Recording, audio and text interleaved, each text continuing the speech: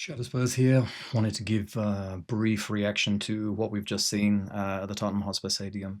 Um, I'm not going to get into it too much with overall analysis of the game itself.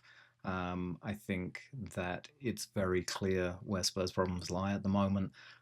First of all, I will say fantastic reaction in the second half to come back and actually put pressure on Man City. Um, they didn't like it up 'em, and they don't like it up 'em. And we, for some reason, as a football team at the moment, as we've seen throughout the entirety of this season, we're very much a first half, second half, Jekyll and Hyde type of team, and it's it's frustrating for all of us to see because in the first half that was as bad as we've seen this season. Um, and only really a repeat of the Bournemouth game or the Chelsea game or the Arsenal game or lack of application, lack of fight, lack of determination, just standing off, letting them come on to us, poor pressing, poor shape. Second half completely different, and obviously the change in the second half was forced on us with Romero going off, and so you often wonder Frank picked the formation in the first half and had to switch to a back four in the second half. And if that change had not been forced on us, would we have performed this way? I know you can if and but all you like. We switched the formation and played how we did. But it does speak to a lot of why so many of us are frustrated with Frank is that we can't see a clear um, plan that's laid out in front of us for a game. And often the changes are not in our own hands, but forced upon us for other reasons. And that was the case today. That being said, I'll take it. I think that second half the crowd were fantastic. First half they were frustrated, and a lot of the conversation that I hear are, on commentary of games, discussing the crowd, and a lot of the attacks on social media about why the crowd's so poor or why they're so flat or we've been served up week in and week out, weak, ineffectual football. And the first half was just a replication of that. And I don't believe as a fan that you should be telling anybody how they should feel or how they should act. If you pay the highest prices in football, which we do, and you walk into that stadium and you get served up a first half as we did, you're well within your rights to be anything from angry to apathetic. And the constant discussion of, well, the home fans are creating this flat atmosphere and there's nothing there. Well, it's incumbent upon the team itself to create that atmosphere. And in the first half, they created an atmosphere of apathy. And so I think this sense of telling fans how they should feel and act, I think that is so counterproductive for us as a football team and needs to change, regardless of what else is going on. Because until we see discernible direction of the football club, I think the fans are well within their rights to behave the way that they have been. I wanted to say that. I'm not going to get into too many players, one or two. I can get that there's one player I'm going to do more deeper analysis of and create a video for, and that's Basuma, because I think Basuma is essentially the very embodiment of what is wrong with Tottenham as a club after today. But I will come on to that because I think it speaks very, very loudly to what the situation at Tottenham Hotspur is, and also Frank to a degree. Um, I thought some players, obviously Solanke has been a massive miss for us, and any glimpse of quality that he showed kind of highlighted what we've been missing. I thought in defence, Dragusin was way, way, way off it. And obviously that spoke for the first goal, but also just overall in general. It's understandable he's been out for so long with a terrible injury.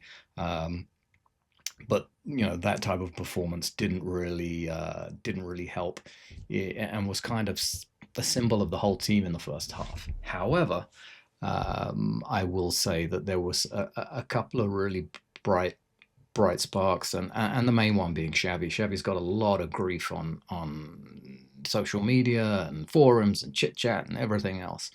a very positive day. Could see that he wanted to play and try and be creative.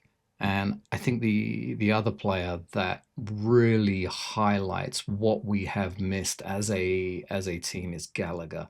Industry, effort, application, regardless of what's going on around him. Very focused, very disciplined, and bringing an overall energy to the team. You can see why Spurs have been trying to sign Gallagher for years and years and years. And today was really a benchmark performance from him.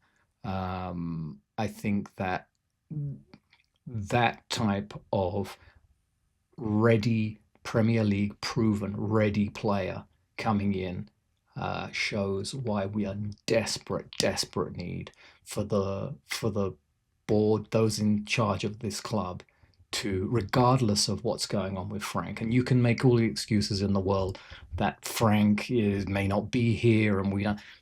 If you are in charge of a football club and do not have a discernible plan that you want to implement and execute, regardless of whom the manager is, you're going to be in this constant cycle of buying players for particular managers that then don't work when you sack that manager.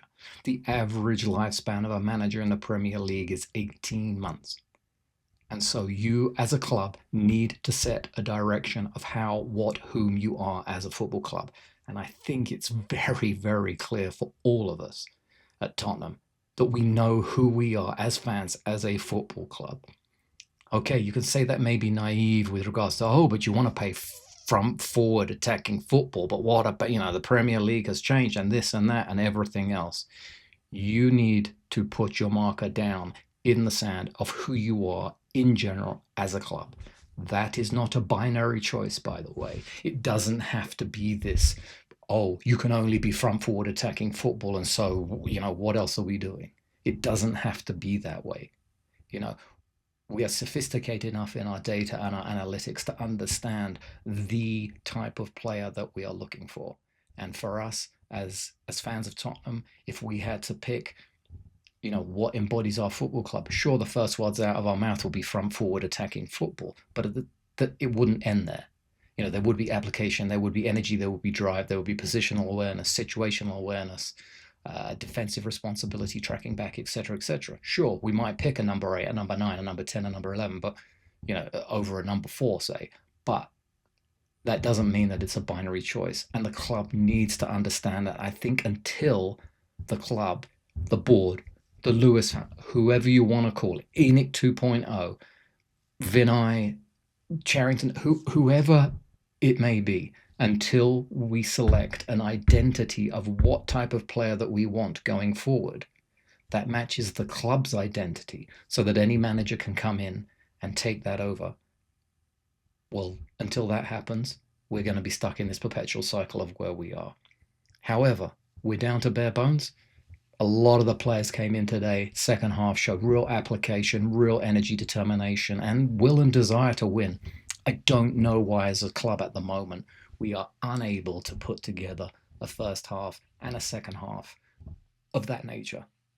It has been so far and few between this season that we've seen what we saw in the second half in the first half across the entirety of the game.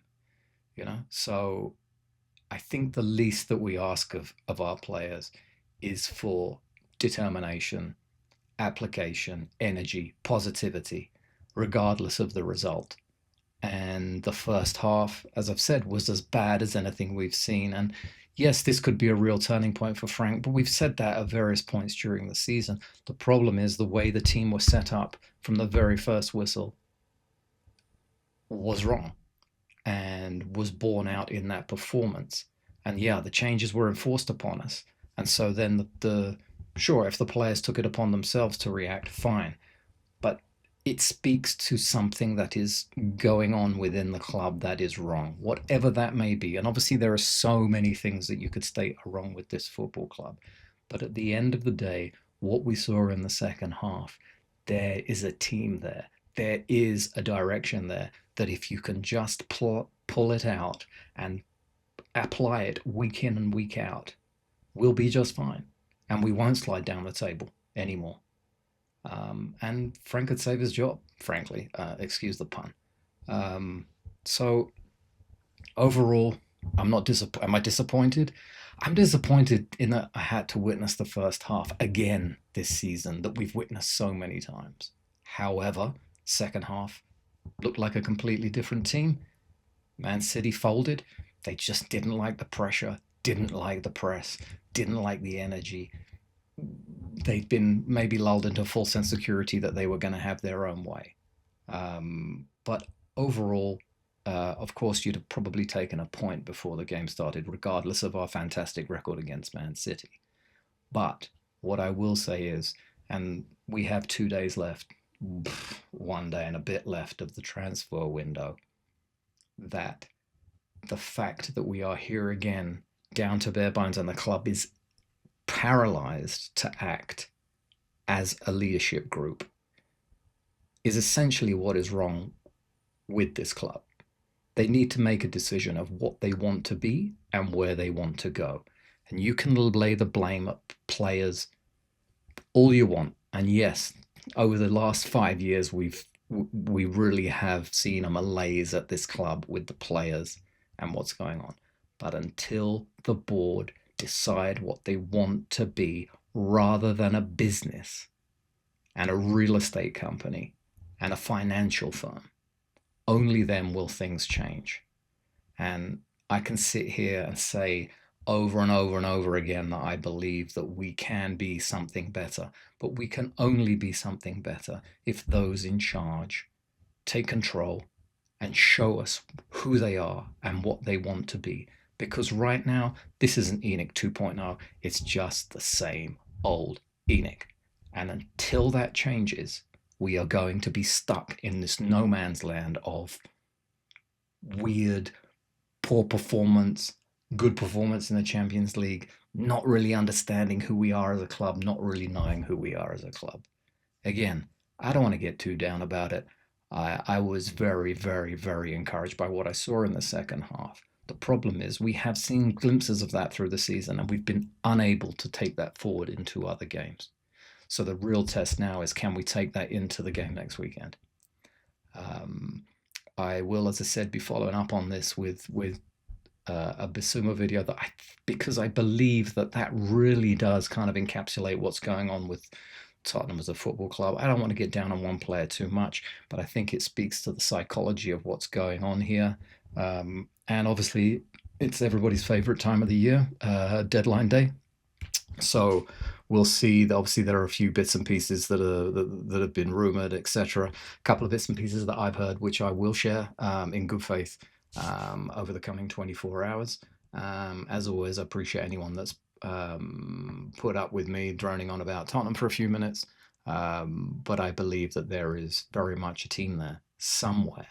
If, as a football club, we can draw a line in the sand and decide who we want to be going forward. Shadow Spurs out.